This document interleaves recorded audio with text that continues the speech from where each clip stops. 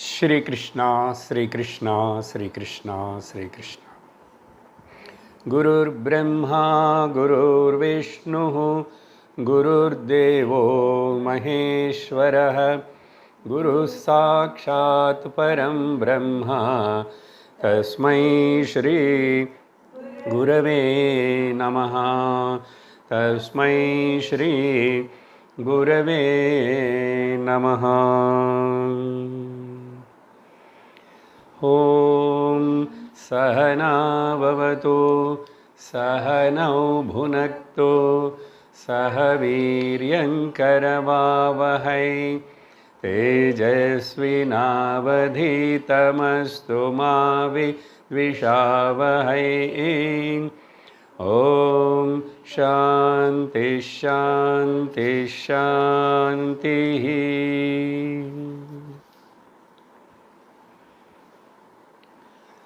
हरि ओम तत्सत। बृहदारण्यक उपनिषत् ஆரம்பிக்கும் போது நம்ம ஒரு இன்ட்ரடக்ஷன் உபோதிகாத்தம் கொடுத்திருக்கோம். அது கொஞ்சம் ஞாபகப்படுத்திக்கணும். இந்த பிருஹதாரண்யக உபனிஷத்து மொத்தம் 3 காண்டங்களாக பிரிக்கப்பட்டது. ஒரு காண்டத்தில் 2 அத்தியாயங்கள் இருக்கின்றன. முதல் காண்டத்துடைய பேர் மது காண்டம். இந்த காண்டத்துக்கு உபதேச காண்டம்னு கூட இன்னொரு பேர் இருக்கு. இந்த காண்டத்தில் ஒரு அத்தியாயத்தில்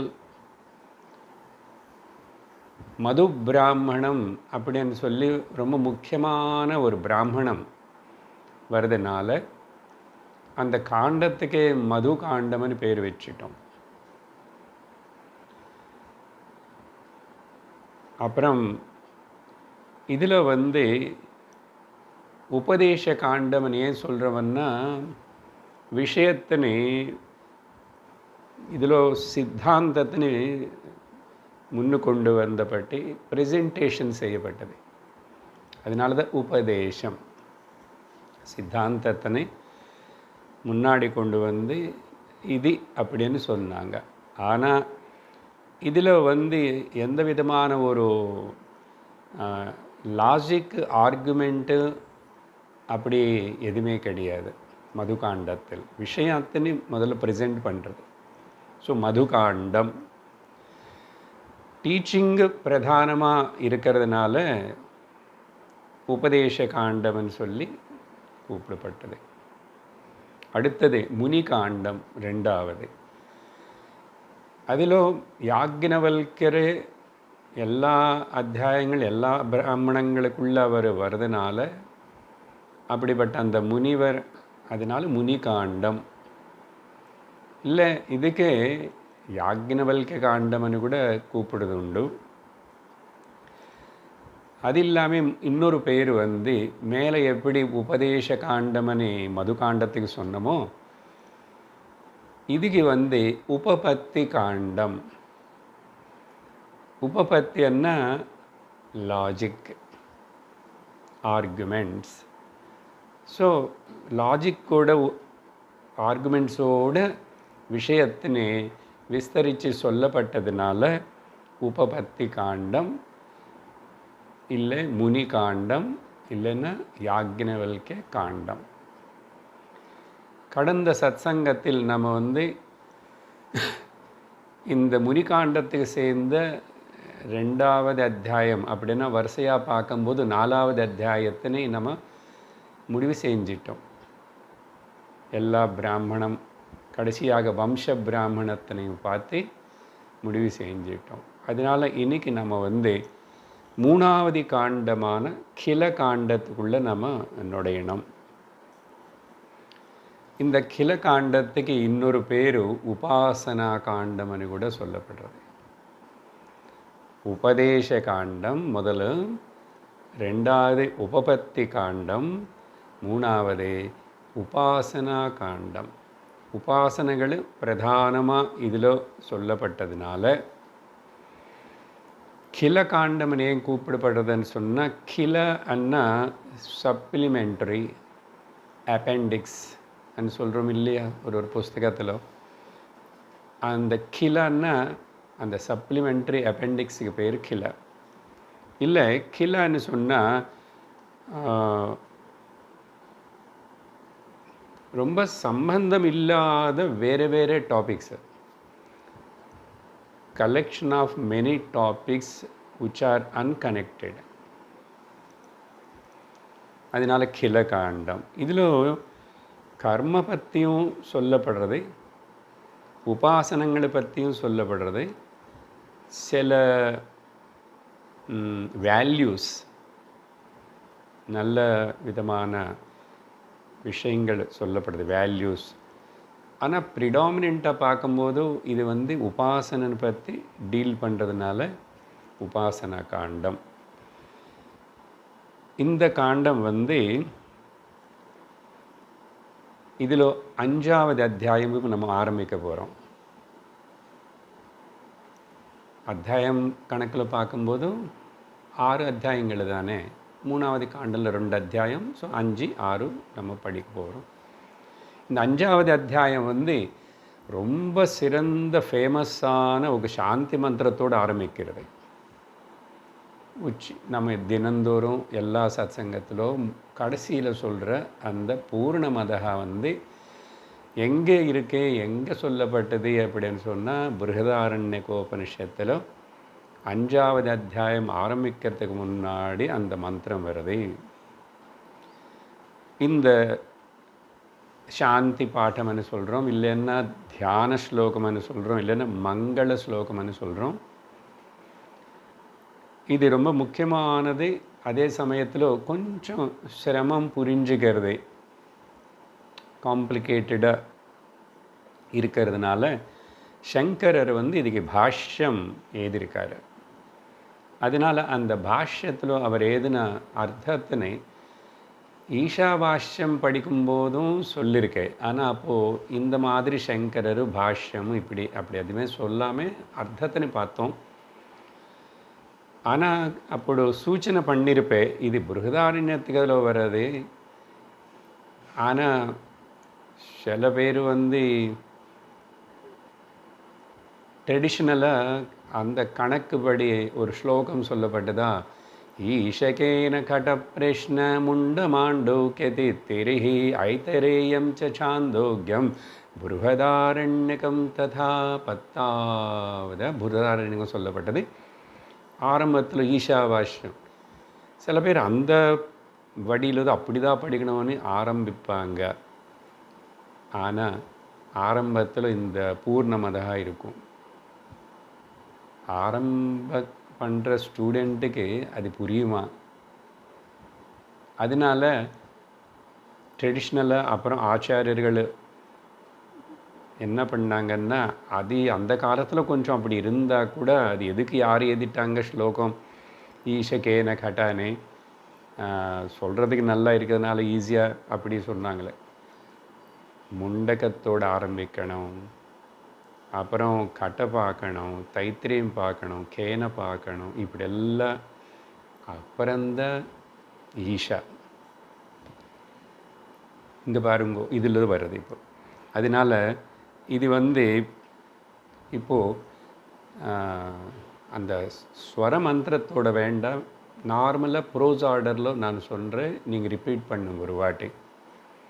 ஏன்னா கடைசியில் அது எப்போவுமே அந்த வேத ஸ்வரத்தோடு சொல்லிகிட்ருப்போம்.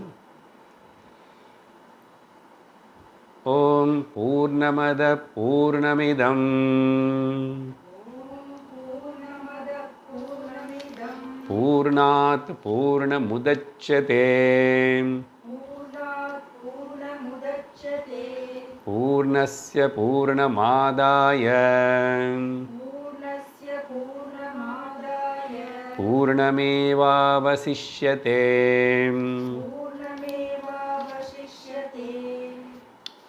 இதோடைய அர்த்தத்தினை சங்கரருடைய பாஷ்யத்தினை மனசில் வச்சுக்கிட்டு அர்த்தத்தினை நான் சொல்லுவேன். இந்த பிருஹதாரண்யம் ஆரம்பிக்கும் போது கூட சொல்லியிருப்பேன், ஈஷாவாஷ்யோபனிஷத்து சமயத்திலும் சொல்லியிருப்பேன். என்ன சொன்னமோ அப்போ என்ன கேட்டோமோ, ஆனால் இது எல்லா உபனிஷத்துகளுடைய சாரமாக இருக்கிறதுனால, எல்லா சாந்தி மந்திரங்களுடைய முடிவு கன்க்ளூஷனாக இருக்கிறதுனால, மறுபடியும் இப்போது அதோட அர்த்தம் மனனம் பண்ணி ஞாபகப்படுத்துகிறது ரொம்ப அவசியம். பூர்ணம் அதஹா, ஒரு வார்த்தையை எடுத்துக்கிறேன். 2 வார்த்தை இருக்கிறதுனால அது ஒரு வரின்னு சொல்லலாம். அதஹா பூர்ணம். அதஹான்னு சொன்னால் அதி. அதி என்ன? அந்த பரமாத்மா பூர்ணம். அதி பூர்ணம், அந்த பரமாத்மா பூர்ணம். அதுக்கப்புறம் இதம் பூர்ணம், பூர்ணம் மிதம். இங்கே இதம்னா இந்த, அந்த, இந்த, தட் அண்ட் திஸ்.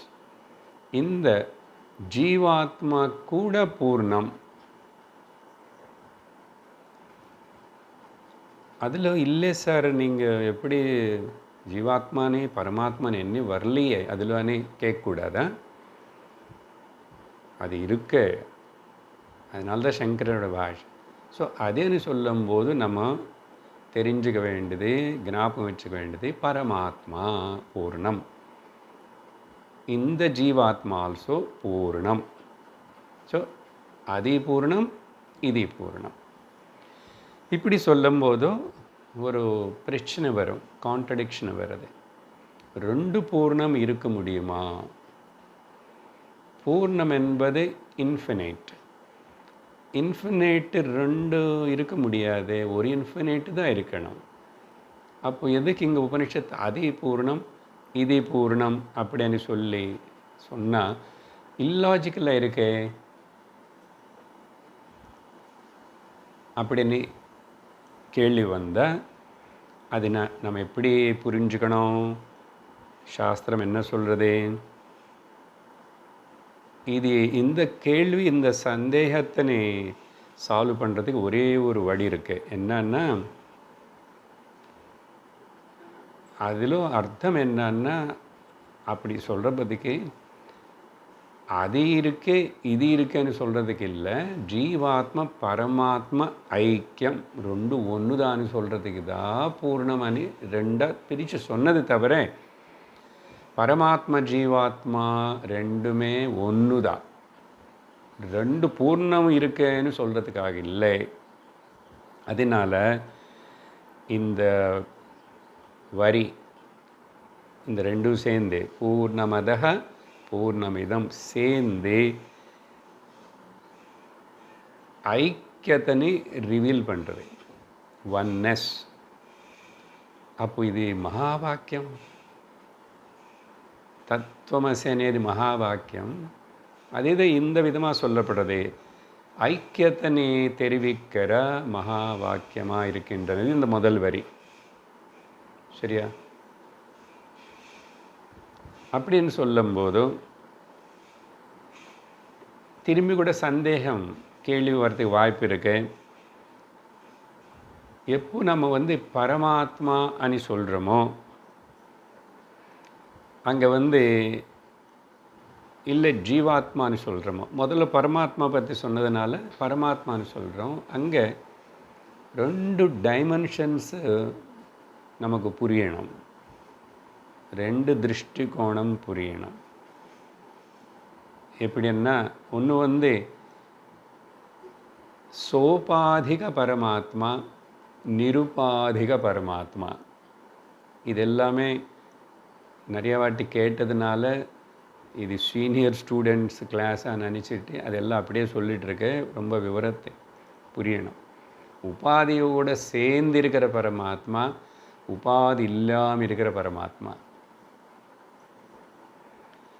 அப்படின்னு 2 பரமாத்மா இருக்கான்னு திரும்பி கேட்கக்கூடாது. இதெல்லாம் ஃபுல்லி மந்திரம் கேட்டதுக்கப்புறம் உங்களுக்கு ரொம்ப நல்ல கிளாரிட்டி வரும். ஆனால் 2 முதல்ல சிந்தித்து தெரிஞ்சுக்கணும். 2 டைமென்ஷன், உபாதி சகித, உபாதி ரஹித. இப்போ இங்கே சௌபாதிகான்னு சொல்லும்போது, உபாதி சகிதம்னு சொல்லும்போது, சைத்தன்யம்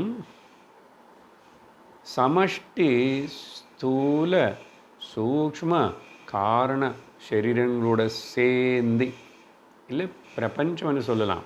ஸ்தூல பிரபஞ்ச, சூக்ஷ்ம பிரபஞ்ச, காரண பிரபஞ்சம். ஆனால் சமஷ்டி சௌபாதிகா இஸ் ஈக்குவல் டு అని சொல்லணும்னா என்ன சொல்லணும்? சைத்தன்யம் ப்ளஸ் சமஷ்டி ஸ்தூல சூக்ஷ்ம காரண சரீரங்கள், அதுக்கு சோபாதிக பரமாத்மா அர்த்தம். அப்போது நேச்சுரலி நிருபாதிக பரமாத்மான்னா இந்த ஸ்தூல சூக்ஷ்ம காரண இந்த தேகங்கள் சமஷ்டிலோ இல்லாமல் சுத்த சைதன்யமாக இருந்த உபாதிகள் எதுவுமே இல்லாமல் இருக்கிற சுத்த சைத்தன்யத்துக்கு ஆஸ் இட் இஸ், அதுக்கு பேர் நிருபாதிக பரமாத்மா. இதே இப்போது ஜீவாத்மாக்கும் அப்ளை பண்ணணும். ஜீவாத்மா கூட சோபாதிக ஜீவாத்மா, நிருபாதிக ஜீவாத்மா. என்ன கொடுக்கணும் அர்த்தம்? சைத்தன்யம் ப்ளஸ் வெஷ்டி, அந்த வார்த்தை வெஷ்டி ஸ்தூல சூக்ஷ்ம காரண பிரபஞ்சங்கள் சேர்ந்து சோபாதிக ஜீவாத்மா. அது இல்லாமல் அந்த வெஷ்டி ஸ்தூல சூக்ஷ்ம காரண தேகங்கள் சரீரங்கள் இல்லாமல் இருந்த நிருபாதிக ஜீவாத்மா. ஸோ ரெண்டு பேருக்கு ரெண்டு டைமென்ஷன்ஸில் அர்த்தம் கொடுத்துருக்கோம். அப்புறம் இப்போது எப்போ சாஸ்திரம் உபனிஷத்து இந்த முதல் வரை அந்த பரமாத்மா ஜீவாத்மா ஒன்று தான் ஐக்கியமணி வார்த்தை சொல்லும்போதோ எப்படி புரிஞ்சுக்கணும்? எந்த வகையில் அவங்க ரெண்டு பேரும் ஒன்றும் நிருபாதிக திருஷ்டியா அவங்க ரெண்டு பேரும் ஒன்றும் అని தெரிஞ்சுக்கணும். நிருபாதிக திருஷ்டியா.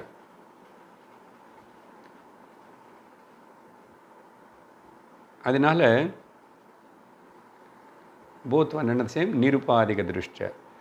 இது டெக்னிக்கலாக இன்னொரு விதமாக சொல்லணும்னா கேட்கணும்.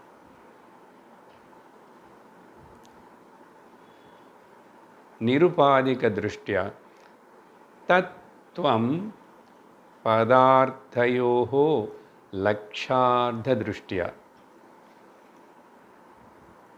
கஷ்டம் ஒன்றும் இல்லை, எல்லாம் தெரிஞ்சு கேட்டது தான். நிறைய வாட்டி வாட்சார்த்தம் லக்ஷார்த்தம்னு சொல்கிறோம் இல்லையா? அப்போது நிருபாதிக திருஷ்டியா பரமாத்மான்னு யாரு? அது இன்னொரு விதமாக சொல்லணும்னா எப்படி? தத்து துவம், அதுதானே தத்து துவம். பதார்த்தயோ ரெண்டு பதார்த்தயோ லக்ஷார்த்த திருஷ்டிలో பார்த்தா ஐக்கியம் ரெண்டு ஒன்று தான்.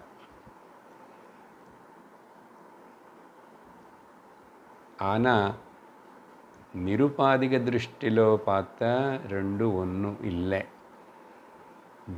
பரமாத்மா சர்வஜ்ஞன், சர்வசக்திமான், சர்வவியாபி உபாதி திருஷ்டிలో. జీవ అల్పజ్ఞాన్, అల్పవ్యాపి, అల్పశక్తివాన్.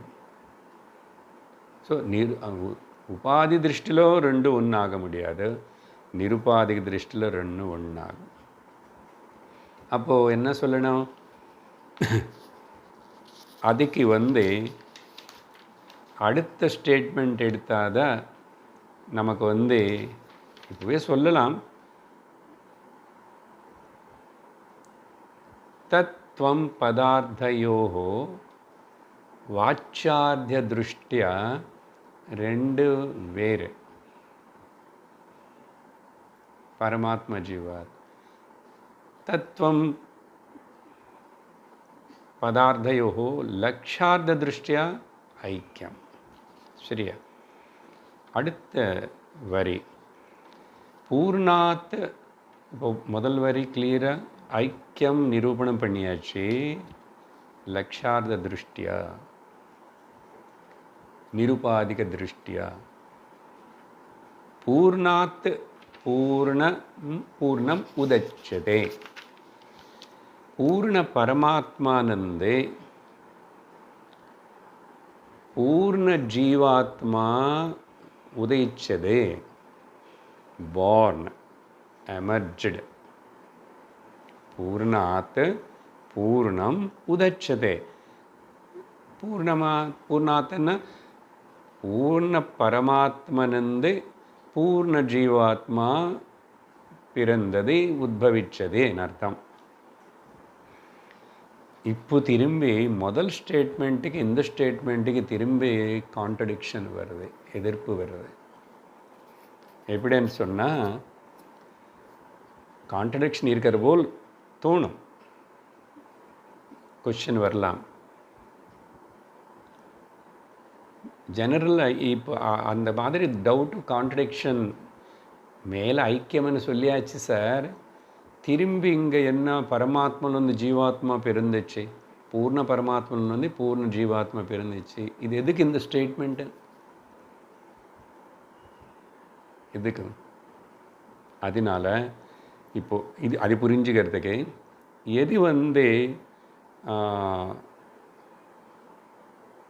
எது பரமாத்மான்னு சொல்கிறோமோ அது அது காரணம். பரமாத்மா காரணம், ஜீவாத்மா காரியம். அப்படி சொன்னால் காரண சம்பந்தம் இருக்குன்னு தெரிகிறது. இப்போ இந்த ஸ்டேட்மெண்ட்டில் பூரண பரமாத்மலனந்தே பூர்ண ஜீவாத்மா உதயிச்சதே அப்படின்னு சொன்னால் பூர்ண பரமாத்மா காரணம், பூர்ண ஜீவாத்மா காரியம். ஆனால் முந்து ஸ்டேட்மெண்ட்டில் ரெண்டு ஒன்று தான் சொல்லும்போதோ எப்படி இது இந்த காரிய சம்பந்தம், காரிய காரண சம்பந்தம் சொல்லி அது சொல்கிறீங்க, அப்புறம் ரெண்டு ஒன்றுன்னு சொல்கிறீங்க. இதையும் லாஜிக்கலாக சரிப்படலை. உதாரணத்துக்கு அப்பா இருக்கார், உள்ளே இருக்கா. அப்பா அண்டு பிள்ளை, ஃபாதர் அண்ட் சன் ஆர் ஐடென்டிக்கல்னு சொல்ல முடியுமா?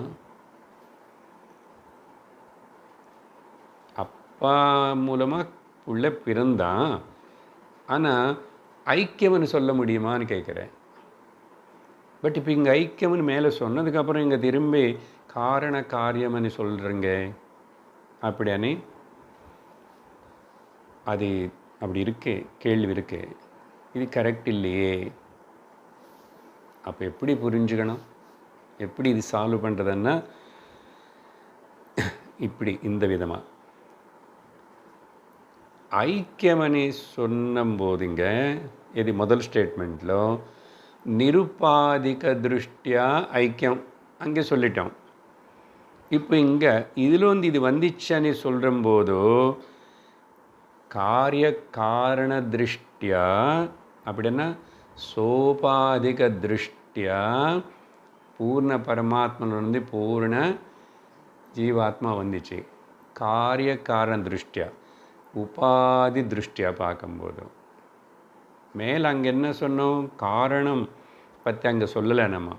லக்ஷார்த்த திருஷ்டியா தத்துவம் பத லக்ஷார்த்த திருஷ்டியான்னு. இப்போ இது ஒழுங்காக புரிஞ்சுக்கலன்னா வேதாந்தம் புரியாது. அதனால் இந்த வார்த்தை கூட சோபாதிக, சோஃபான்றார் என்னன்னு கூடாது, நிருபாதி. ஸோ காரிய காரணம் இஸ் ஃப்ரம் எந்த ஆங்கிள்? இப்போ இந்த வார்த்தை ரெண்டாவது சென்டென்ஸு சோபாதிக திருஷ்டிலோ பார்த்தா காரிய காரணம் అని சொல்லி பூர்ணாத்மல నుండి பூர்ண ஜீவாத்மா வந்துச்சని சொல்லலாம். இப்போ இது டெக்னிக்கல் வேர்டாக அப்படி சொல்லணும்னா நான் முன்னாடி சொல்லிட்டேன், இப்போ தான் உங்களுக்கு அது இங்கே சொல்லணும் ஆக்சுவலாக. அப்போ தான் ரெண்டு கனெக்ஷனும் ரெண்டு சந்தேகங்கள் தீருது. வாச்சார்த்த திருஷ்டியா, அங்கே சொல்லிட்டோம் இல்லையா, வாச்சார்த்த திருஷ்டியா தத் துவம் பதார்த்தயோ காரண காரிய சம்பந்தம், కార్యకారణ సంబంధం.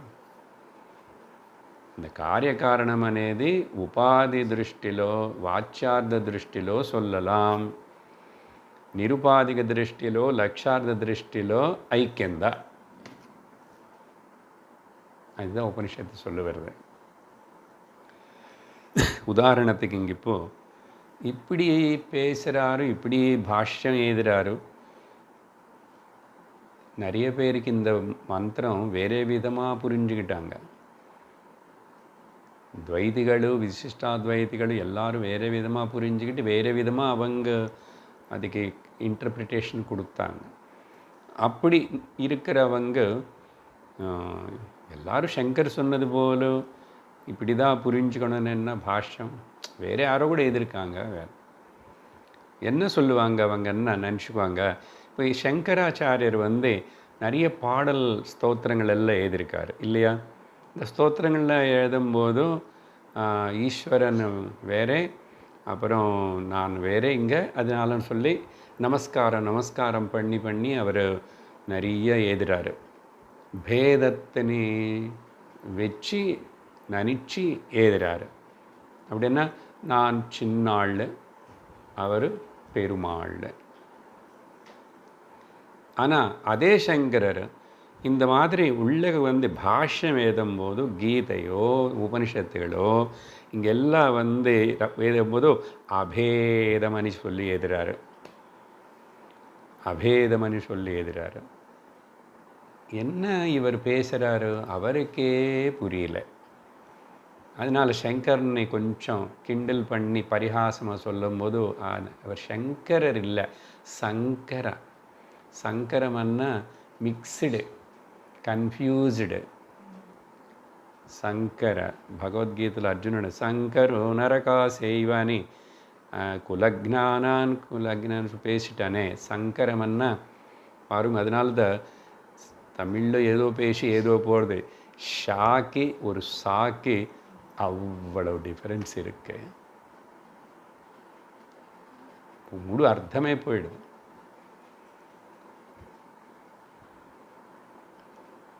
சாக்கி ஷாக்கி கூட.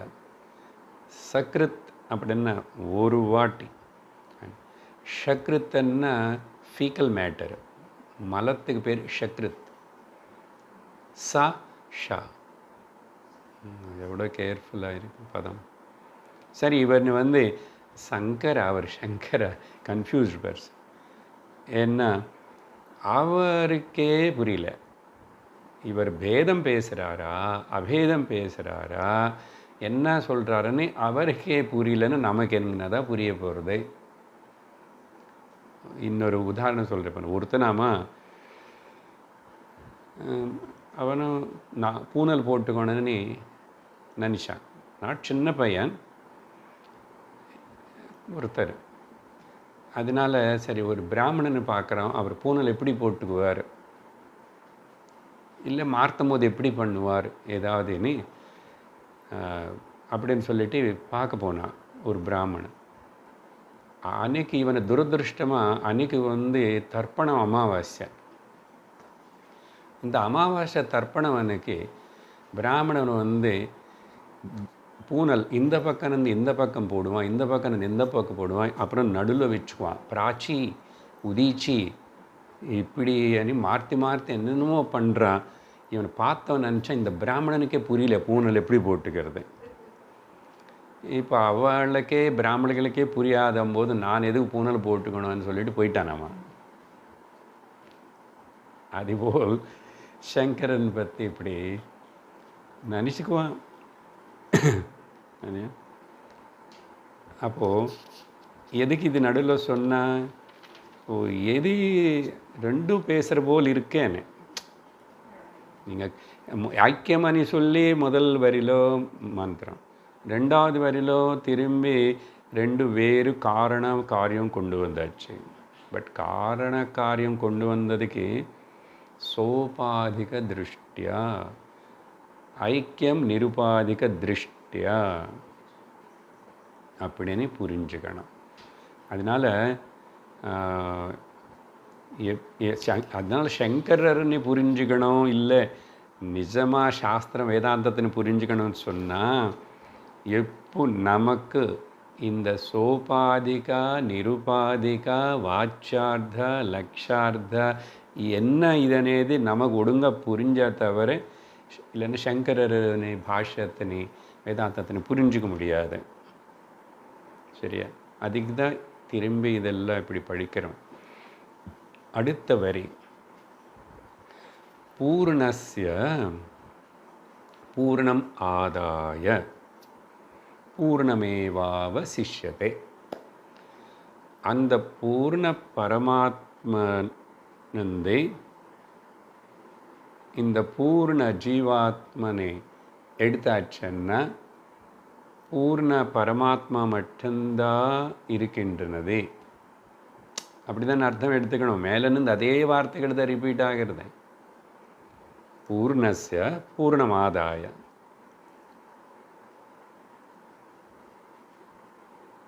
எது பூர்ணம்னு சொல்கிற இந்த ஜீவாத்மா இருக்குது, இதில் வந்து பரமாத்மா அதனை எடுத்துட்டேன், பரமாத்மா தான் மிச்சம் இருக்கும் அப்படின்னு ஸ்டேட்மெண்ட்டு. இதோட அர்த்தம். இதில் நிறைய விஷயம் இருக்கு. என்ன சொல்ல வருது இந்த வரின்னு சொன்னால், சோபாதிக ஆத்மா, சோபாதிக ஆத்மலனுந்தே அப்படின்னா ஜீவாத்மா, சோபாதிக ஆத்மலனுந்தே பூர்ண ஆத்மானம் ஆதாய செப்பரேட் பண்ணதுக்கப்புறம் என்ன மிச்சம் இருக்கும்? அதுதான் கேள்வி. என்ன மிச்சம் இருக்குமன்னா பூர்ண ஆத்மா எல்லோரும் பூர்ண ஆத்மா மட்டும்தான் இருக்கும். பூர்ணமேவ அவசிஷ்யதே. சோபாதிக ஜீவாத்மலனுந்தே பூர்ண பரமாத்மனை எடுத்தாச்சுன்னா செப்பரேட் பண்ணிட்டா மிச்சம் என்ன இருக்கும்? இதுக்கு சொல்கிறேன் எப்படி புரிஞ்சுக்கணும். என்ன அர்த்தம் இதுக்கு? நல்ல கன்ஃபியூஷனாகவோ ஏதோ புரிஞ்சதே புரியாத மாதிரி இருக்கு. இங்கே உபாதிகளுக்கு கூட கூடியிருக்கிற ஆத்மான்னு சொன்னால் என்ன அர்த்தம்? ஆத்மா ப்ளஸ் உபாதி, ச என்ன கூடியிருக்கிற, ச உபாதி சோபாதி இல்லையா? அப்படி சொல்லும் போதும் நேச்சுரலாக பார்க்கும்போதும் இப்படி புரிஞ்சுக்கோங்க. இப்படிவோம் ரெண்டு ஆத்மா பதங்கள் விட்டுட்டு என்ன சொன்னான் இப்போது?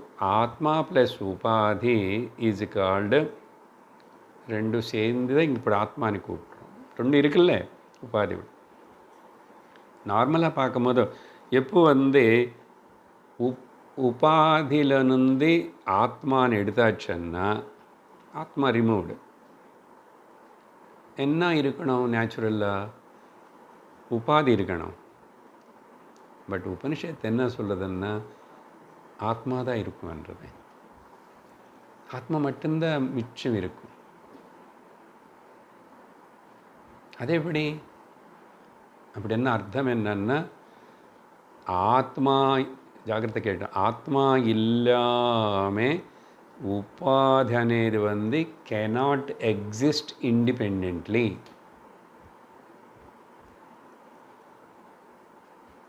கொஞ்சம் விசாரம் பண்ணி பார்த்தா இப்போ நானுன்னு சொல்லும்போது ஆத்மா அனாத்மா ரெண்டு கூடிதான் இருக்கு. இங்கே இவ்வளோ கொஞ்சம் வேதாந்தம் படித்தனால இல்லை, படிக்காதவனுக்கு கூட தெரியுமா, ஆத்மா போயிடுச்சு, சரீரம் இருக்கு, ஜீவன் போயிட்டான், ஜீவன் வேறு ஆத்மா ரெண்டு இருக்குல்ல, ஆத்மானாத்மா ரெண்டு இருக்கு. எப்போ நானுன்னு சொல்லும்போதோ என்னை உள்ளே இப்போ இங்கே ரெண்டு இருக்கு. இப்போது அப்படி இருக்கும்போது என்ன இருக்கு? ஆத்மாவிற்கு அனாத்மாவிற்கு சரீரம் அனாத்மா இருக்கு. இப்போது இந்த அனாத்ம சரீரத்தில் வந்து ஆத்மனை எடுத்துட்ட இந்த அனாத்ம சரீரம் இருக்கணும் இல்லையா? நார்மல் இருக்கணும். உபனிஷத்து என்ன சொல்வது? மிச்சம் ஆத்மாதான் இருக்கின்றது. ஏன் அப்படி சொல்கிறது அப்படின்னு சொன்னால், அனாத்மா உபாதி அது இருக்காது, ஆத்மாதான் இருக்கும். என்ன இப்போது இது புரியணும்னு உங்களுக்கு அந்த குடம் கொடுங்க.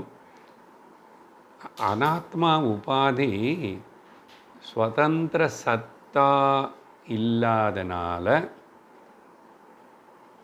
அனாத்மா சரீரம் உபாதி ஸ்வதந்திர சத்தா இல்லாதனால, அது స్వతంత్ర సత్తా ఇండిపెండెంట్ ఎగ్జిస్టెన్స్ అనేది அந்த అనాత్మకి ఇల్లాదనాల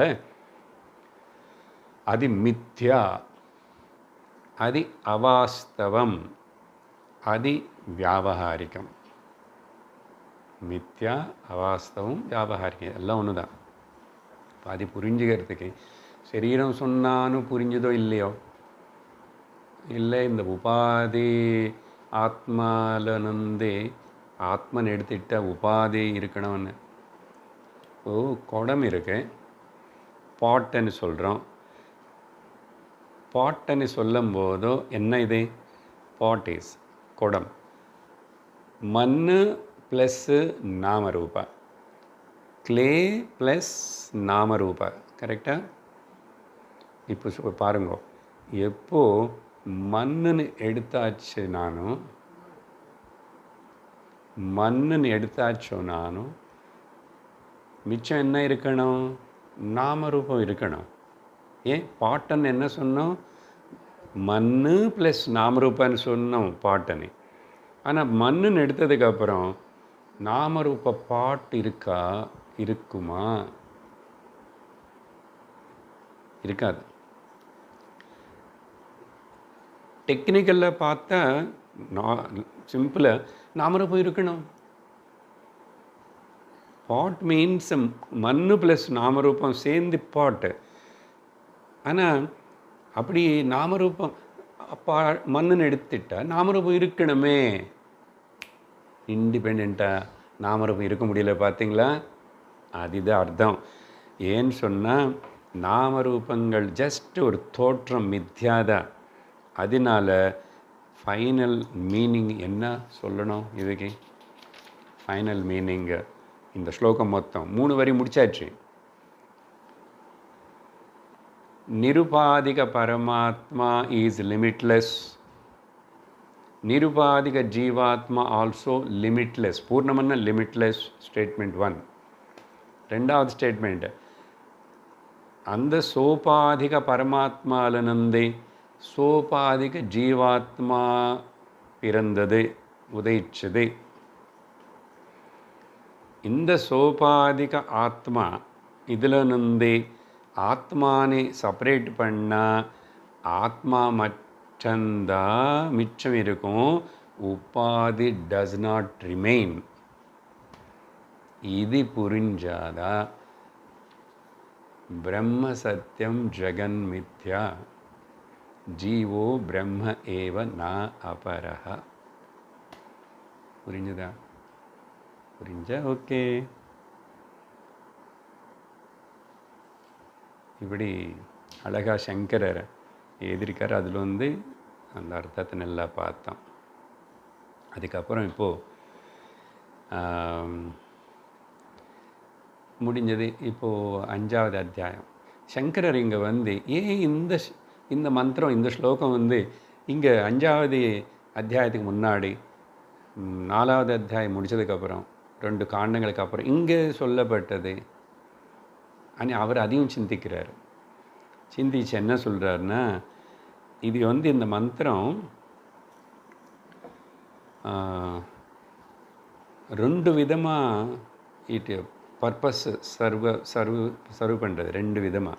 ஒன்று இப்போ வரைக்கும் படித்து முடித்த முதல் மதுகாண்டம், அப்புறம் முனிகாண்டம், அது எல்லாத்துடைய சாரம் இதுதாப்பா, உபசம்ஹாரம், கன்க்ளூஷன்.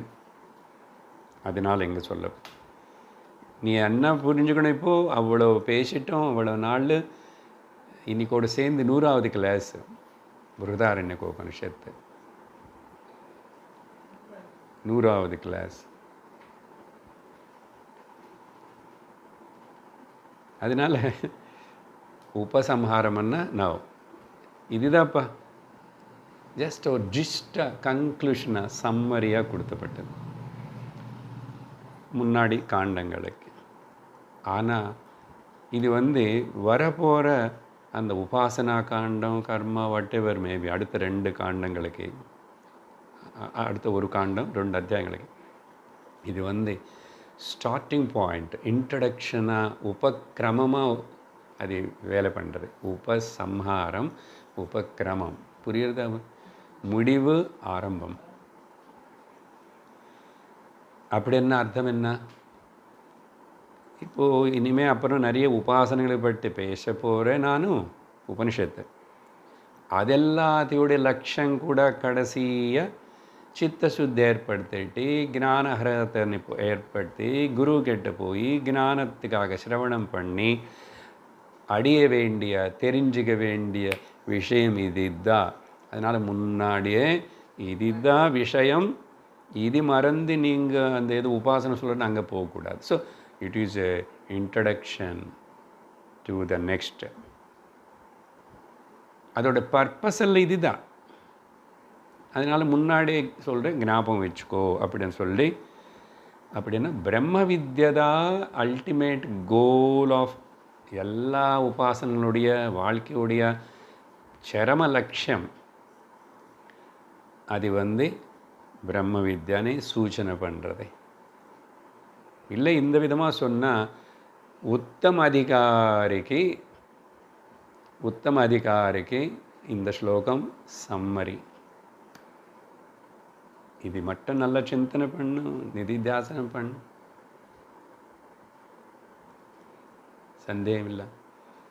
இல்லை மத்தியம மந்த அதிகாரிகளுக்கு இது சர்வ்ஸ் ஆஸ் எ கோல்.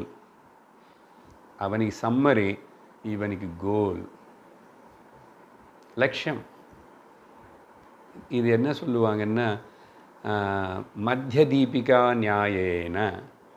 ஒரு சௌரி இருக்கு வாசப்படி இல்லைன்னா, வாசப்படி நடுவில் தீபம் வச்சா என்னாகும்? அந்த பக்கம் பிரகாசம் கொடுக்கும், இந்த பக்கம் பிரகாசம் கொடுக்கும். அதுபோல் 4 அத்தியாயங்களை முடிச்சுட்டு உத்தம அதிகாரிக்காக இதான் சம்மரி. வரப்போகிற 2 அத்தியாயங்களில் அதம மத்தியம அதிகாரிகளுக்கு இதுதான் அந்த சொல்ல போகிறது எல்லாத்தோடைய லட்சியம். இதானே மத்திய தீபிகா நியாயம். விளக்கு சென்டரில் வச்ச ஒரு சௌர் மேலே அந்த காலத்தில் பாத்ரூமில் அப்படியெல்லாம் வைப்பாங்க. பாத்ரூம் இந்த பக்கம் இருக்கும், கக்கூஸ் அங்கே பாருங்க இருந்தால் நடுவில் அப்படி கேப் இருக்கும். அங்கே ஒரு பல்பு இருக்கும், 2த்துக்கு ஒரே பல்பு இல்லை நிறைய இடத்துல அந்த ஓல்.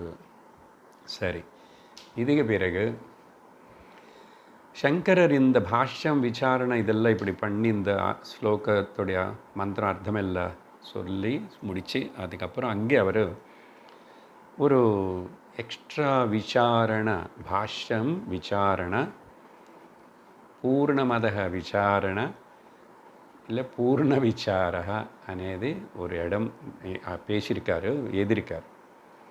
அதையும் நம்ம கொஞ்சம் பார்க்க போகிறோம். எதுக்காக அப்படின்னு சொன்னால், நான் ஆரம்பத்தில் சொன்னது போல் இந்த பூர்ணமத ஸ்லோகம் இப்போ நான் சொன்னது போல் சங்கரர் பாஷ்யம் வச்சுக்கிட்டு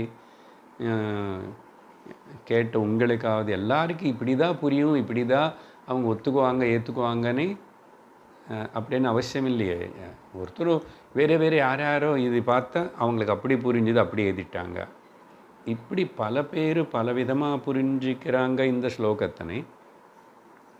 அதனால் வேறு வேறு பீப்புள் காமெண்டேட்டர்ஸ் வேறு வேறு சொல்லி எழுதியிருக்காங்க. இப்போது சங்கராச்சாரியர் இருக்கும்போதே அந்த காலத்திலேயே சங்கராச்சாரியருக்கு மேலே மேபி கொஞ்சம் வயசானவராக கூட இருந்திருக்கலாம். எக்ஸாக்ட்லி இவர் அவனை சந்திச்சாரா பார்த்தாரா இல்லைன்னா ஆல்ரெடி அவருடைய எழுத்துகள் இதெல்லாம் பாஷ்யங்கள் எல்லாமே ஃபேமஸாக பாப்புலராக லோக்கத்தில் அந்த அந்த இடத்துல இருக்கு. யார் அவர்ன்னு சொன்னால் பர்த்ரு பிரபஞ்ச. இந்த பேர் நடுவில் வேறு சந்தர்ப்பంలో ஏதோ பேசும்போது சொல்லியிருக்கேன், பேரே வித்தியாசமாயிருக்கு. பர்த்ரு பிரபஞ்ச வாதம் மதம் சித்தாந்தம் ரொம்ப பாப்புலர். அவர் சங்கர் இருக்கும்போதே. அதனால் அவர்னு திருஷ்டிలో வச்சுக்கிட்டு அவர் சொல்கிறது என்னன்னு தெரிஞ்சுக்கிட்டு இது சரியில்லை அப்படின்னு சொல்லிட்டு அதுக்கு சங்கரர் ஆர்குமெண்ட் எல்லாம் பேசுவார், எழுதிட்டார் இந்த பாஷ்யத்தில். அதனால் இந்த அவரை சங்கரர் நிராகரணம் பண்ணுறாரு. நீங்கள் சொல்கிறது இந்த விதமாக இந்த மந்திரத்தை இதோட அர்த்தம் கரெக்ட் இல்லை அப்படின்னு சொல்லி. யார் இந்த பர்த்ரு பிரபஞ்ச? இவருடைய சித்தாந்தம் எப்படி இருக்குமென்னா கிட்டத்தட்ட ரொம்ப க்ளோஸ். இவர் சொல்கிறதே இப்போ இருக்கிற விசிஷ்டாத்வைத்தம் அவங்கள சொல்கிறதே ஒன்று தான். ஆனால் விசிஷ்டாத்வைத்தமான பேர் சங்கரருக்கு சமயத்தில் அப்போ இல்லை. சங்கரருக்கு அப்புறம் சில நிறைய நாளுக்கு அப்புறம்தான் ராமானுஜர் பிறந்தார். அதனால் ராமானுஜர் வந்ததுக்கு அப்புறம்தான் அந்த விசிஷ்டாத்வைத்தமான தனிப்பட்ட ஒரு வாதம், ஒரு மதம் ஆரம்பிச்சது, அபிப்பிராயம். பட் அதோடைய ட்ரேசஸ் அதுக்கு முன்னாடி கூட வேறு யாருக்கும் இருக்கு. ஆனால் அந்த பர்த்ரு பிரபஞ்ச அவர் இந்த மாதிரி பேர் வச்சு எதுவுமே சொல்லலை. அவர் பேசுகிறார். அவர் என்ன அவருடைய ஆர்குமெண்ட்டு கொஞ்சம் பார்ப்போம். பர்த்ரு பிரபஞ்ச என்ன சொல்கிறாருன்னா, முதல் இங்கே பாருங்கோ, சங்கர்னே திருஷ்டியில் வச்சுட்டோ வேறு அத்வைத்தம் பேசுகிறோம். வேதம் வேதம் அப்படின்னு சொன்னால் அது மொத்தம் ஒரே ஒரு யூனிட். அப்போது அது மொத்தத்தினையும் நீ எடுத்துக்கணும். அப்படி எடுத்துக்காம நீங்கள் அத்வைத்தம் மட்டும் முக்கியம் அதுதானே சொன்ன அர்த்தம் வேதம் சொல்கிற துவைத்தத்தினை நிராகரணம் பண்ணுறது போல் ஆயிடுது. வேதம் தானே சொல்கிறது. இல்லை துவைத்தம் மட்டுமே எடுத்துக்கிட்டால் யாராவது எது கர்மா உபாசனா அப்படின்னு சொன்னால் அப்போ என்ன ஆகும்? நீங்கள் அத்வைதம் மட்டுமே எடுத்துக்கிட்டு அதுதான் வேதத்துடைய சாரம்னு சொன்னால் நீ அபேதம் பேசிட்டா நீ வேதத்துடைய இன்னொரு பாகத்தினை நிராகரணம் பண்ண, நிர்லட்சம் பண்ண. அப்படி பண்ணலாமா? இல்லை யாராவது வேதம் கர்ம உபாசனை தான் பேசுறது அப்படின்னு சொல்லிட்டு பேதத்துன்னு தான் பேசுறதுன்னு யாராவது சொன்னால் அதே சபபு கரெக்ட் இல்லையா? அப்போ என்ன சொல்கிறாருன்னா, வேதம் அத்வைத்தம் அபேதத்தினே சொல்கிறது, வேதம் துவைத்தம் பேதத்தினே சொல்கிறது. ரெண்டுத்தினையும் ஏற்றுக்கணும். இவருடையதே ரெண்டுத்தினையும் ஏற்றுக்கணும். ஏன்னா ரெண்டு வேதம் பேசுறது இல்லையா? அப்போ நீ வேதத்தை மதிப்பு கொடுக்காம போயிடுவே. அப்படி நீ பண்ணா யாராவது அவர் ரெண்டு பேரும் சொல்கிறாரு, கர்மா உபாசனை மட்டும்தான் வேதத்துடைய பூர்வந்தான் முக்கியம் அப்படின்னு சொன்னால் கூட தவறு. அப்போ என்ன ஒரு கண்ணு வச்சு பார்க்குறது போல் ஆகிடுது. இல்லை இப்படி சொன்னாலும் தோஷந்தான். என்ன தோஷம் வரும்? முக்கியமாக ரெண்டு தோஷம் சொல்கிறார். ரெண்டு தோஷம் முக்கியமாக இந்த சங்கரருக்கு, இந்த அத்வைத்த முக்கியமாக பேசுகிறவங்களுக்கு என்ன சொல்கிறாருன்னு ஒரு தோஷம், வேத ஏகதேச பிராமாண்ய தோஷம் வரும். அப்படின்னா வேதத்தில் நீ ஒரு பகுதி மட்டும்தான் பார்க்குற, ஏகதேச பிராமாண்யம், நீ இதை பிரமாணம் எடுத்துக்கிற, அது தோஷம் இல்லையோ? இது எப்படி இருக்கும் அப்படின்னா, உதாரணம் பாருங்க. அர்த்த ஜரதீய நியாயம் அப்படின்னா ஒரு மனிதன் அவர் பாதி வயசானவர் பாதி யுவகன் அப்படி சொல்ல முடியுமா? ஒரு மனிதன் ஜரன்னா மூப்பு, அர்த்த ஜர அப்படி சொன்னால் ஹாஃப் ஓல்டு அண்ட் ஹாஃப் யங்கன்னு சொல்ல முடியுமா? லாஜிக்கலாக சரியில்லையே. இன்னொரு உதாரணம் சொல்கிறேன். அவன் என்னன்னா, அர்த்தம் பாக்காய அர்த்தம் பிரசவாய. ஒரு முட்டை இருக்குங்க, முட்டை இதில் பாதி நான் அடுத்த கோடி வரத்துக்கு எடுத்து வைப்பேன், பாதி ஆம்லேட் பண்ணிக்குவேன், சாப்பிடுவேன். அர்த்தம் பாக்கம் சமைக்கிறது, அர்த்தம் பிரசவிக்கிறதுங்க. வருமா அப்படி? அதுதான் பர்த்ரு பிரபஞ்சம் சொல்கிறாரு சங்கரர்கிட்ட. நீங்கள் இப்படி எல்லாம் அத்வைத்தந்தான் சத்தியம், ஜெகத் மித்யா, பிரம்ம சத்தியம் இப்படி பேசிட்டா அது சரியில்லை. ஒரு தோஷம் புரிஞ்சுதா?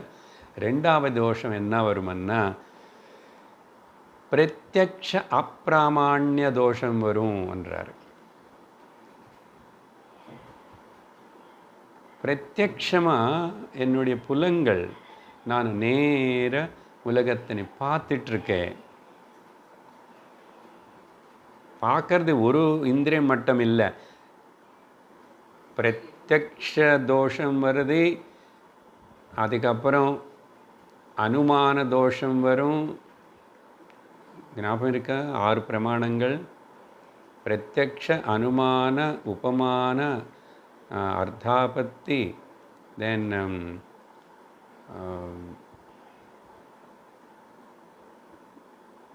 இன்னொன்று, அப்புறம் சப்தம் கூட பிரமாணம் 6வது. பொதுவாக நம்ம சப்த பிரமாணத்தினை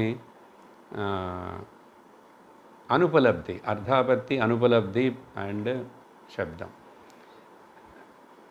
வேதம் சப்த பிரமாணம்னு நம்ம ஏதோ எடுத்து வச்சுக்கிறோம். அது இவன் சொல்கிறான், எல்லாமே 6 பிரமாணங்களுக்கு வேல்யூ இல்லாமல் போயிடுது. அதனால தான் இப்படி how you can negate it. அப்போது என்ன தோஷம்னு சொல்கிறாருன்னா, இங்கே பிரத்யக்ஷ அப்பிராமாண்ய தோஷம் வரும். புரியுது? ரெண்டாவது தோஷம். இதெல்லாம் அப்பிரமாணமே ஆகிடும், எவ்ரிதிங், சப்தம் கூட. ஆனால் என்னோட ஃபிலாசபி பாருங்கோ, நான் சொல்கிறேன், என்னோடய ஃபிலாசபியில் இந்த 2 தோஷம் வராது. எப்படி ஏன் வராதுன்னா, என்னுடைய ஃபிலாசபி மதம் தீரியில்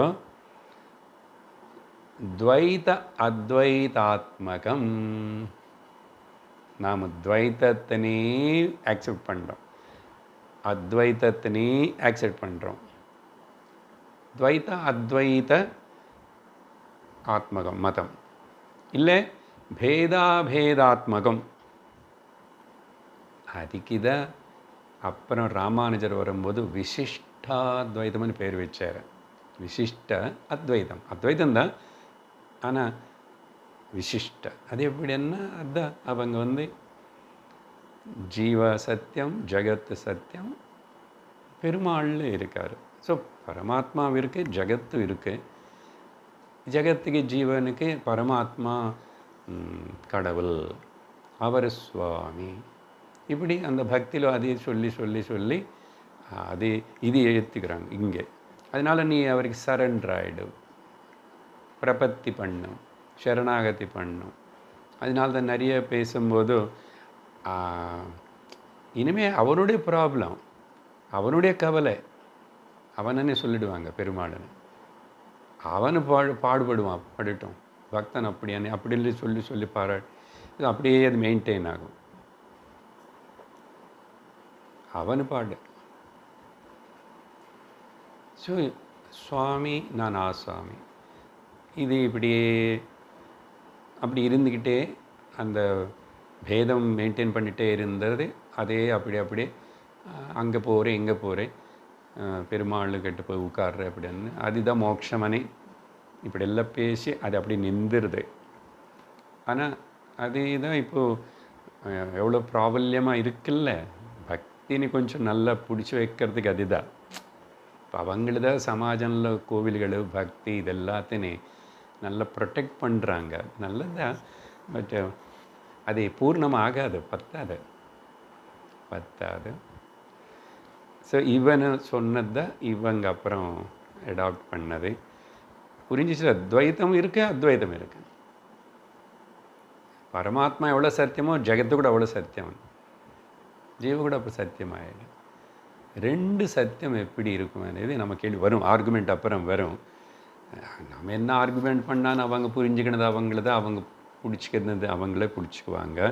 அதனால் ஈஸ்வர அனுகிரகாதேவ பும்சாம் அத்வைத வாசனா லப்யதே. ஒரு உபனிஷத்தில் ஒரு ஜீவனுக்கு மனுஷனுக்கு அத்வைத்தத்தில் நிஷ்ட வரணும்னா எவ்வளவோ ஈஸ்வரனுடைய கிருப்பை எப்படியோ நடக்கும், கஷ்டம். ஸோ இல்லைன்னா இப்போ இவன் சொல்கிறது கன்க்ளூஷன் என்ன, பிரம்மன் போத்தங்க ரெண்டு. அப்போது அந்த ரெண்டு தோஷங்கள் என்ன மதத்தில் வராது, என்னுடைய அபிப்பிராயத்தில். நானாரசம் பிரம்மா, நானாரசம்னா அவர் துவைத்தமும் அவர் அத்வைத்தமும் ரெண்டு. ஸோ துவைதாத்வைத பிரம்மவாதம் இது ரெண்டு தோஷங்கள், ஏகதேச பிராமாண்ய தோஷம் வராது, அப்புறம் பிரத்யக்ஷ பிராமாண்ய தோஷமும் அப்பிராமாண்ய தோஷம் வராது அப்படின்னு சொல்லி, அதனால மை ஆர்குமெண்ட் இஸ் கரெக்ட் அப்படின்னு சொல்கிறான். அப்படின்னு சொன்னால் அப்புறம் நம்ம என்ன இப்போ ஆச்சாரியர் எதுக்கும் சங்கரர் சரிப்போ அனே இவர் ஏற்றுக்கணுமா விட்டு கொடுக்கணுமா, அவர் எனக்கு தெரியணும் இல்லையா என்ன, அவன் சொல்கிறது கூட பார்த்தா கொஞ்சம் ஏதோ நல்லா இருக்கிற போல் தோணும். அதுதான் நிறைய பேர் நிறைய சொல்கிறதெல்லாம் கூட அவனும் கரெக்டு தானே சொல்கிறான், அதை பார்க்கறது கேட்குறது நல்லா தானே இருக்கு. ட்ராப்பு ரொம்ப கஷ்டம். அதனால் வந்தது போல் வருவான், போனது போல் போயிடுவான், அப்படி வடித்த வருவான், எங்கே விழுந்துருவான். இந்த பாம்பு படம் விளையாடும்போது அப்படி மேலே போய் டம்முன்னு கீழே வந்துட்டு, இல்லைன்னு அங்கெங்கே சுற்றிட்டுருவான். திரும்பி கொஞ்சம் போட்டு அப்படி ஏணி திரும்பி இறங்கி. இப்போ இதெல்லாத்துக்கு சங்கரர் அழகாக ஆர்குமெண்ட் பண்ணி பதில் கொடுக்கணும். இவர் பேச அவனும் விடுவானோ, அவனும் சிலது சொல்லி அப்படி வரும். இது நம்ம திரும்பி அடுத்த சத் சங்கத்தில் அந்த டிஸ்கஷன் அதையும் பார்க்க வேண்டியிருக்கு. ஓம் பூர்ணமதః பூர்ணமிதம் பூர்ணாத் பூர்ணமுதச்யதே பூர்ணஸ்ய பூர்ணமாதாய பூர்ணமேவாவசிஷ்யதே. ஓம் சாந்தி சாந்தி சாந்தி. ஹரிः ஓம் ஸ்ரீ குருभ्यो நமः. ஹரிः ஓம். ஹரி ஓம் தத்சத்.